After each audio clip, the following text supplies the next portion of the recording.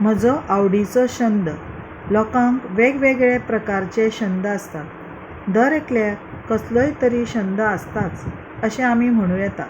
कांय जाणांक भोंवपाची आवड, कांय जाणांक छायाचित्रणाची आवड, कांय जाणांक खेळपाची आनी वाचपाची आवड, कांय जाणांक पोस्टाचे स्टॅम्प, रेल्वे तिकीट वा बस तिकीट हांची आवड.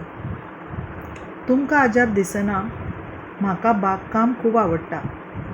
बागकाम शिकपाक हांवें जायतीं पुस्तकां विकतीं घेतल्यात. म्हाका दिसता हो छंद म्हाका म्हज्या आजोबा कडल्यान वारसो म्हूण मेळ्ळा. आमच्या घरा फाटल्यान एक रिती सुवात आशिल्ली. ल्हान बागेंत ती विकसीत करून हांवें म्हजो छंद पुराय केला. हांव म्हजो चडसो वेळ ह्या बागेंत घालतां. ह्या बागेंत हांवें वेगवेगळे तरेचीं झाडां रोयल्यात. हातूंत चमेलीची, मोगरेची, गुलाबांची झाडांचे जायते प्रकार आसात. तशेंच बागेंत तुळशीचीं झाडां रोयल्यात. तुळस हें एक बरें वखद. हांवें एक रातराणीचें झाड लेगीत लायलां.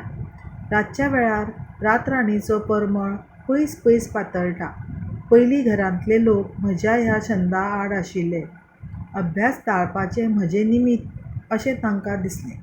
पूण आतां आवय आनी दीदी म्हाका बागकामांत मदत करतात. म्हजे आजयेक पुजे खातीर दर दिसा सकाळीं ताजीं फुलां मेळटात.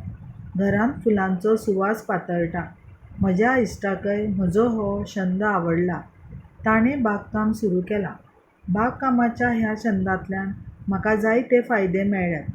फुलां आनी वनस्पत हांचे विशीं म्हजें गिन्यान वाडलां. वनस्पती संरक्षणा विशीं हांवें नव्यो गजाली शिकल्यात.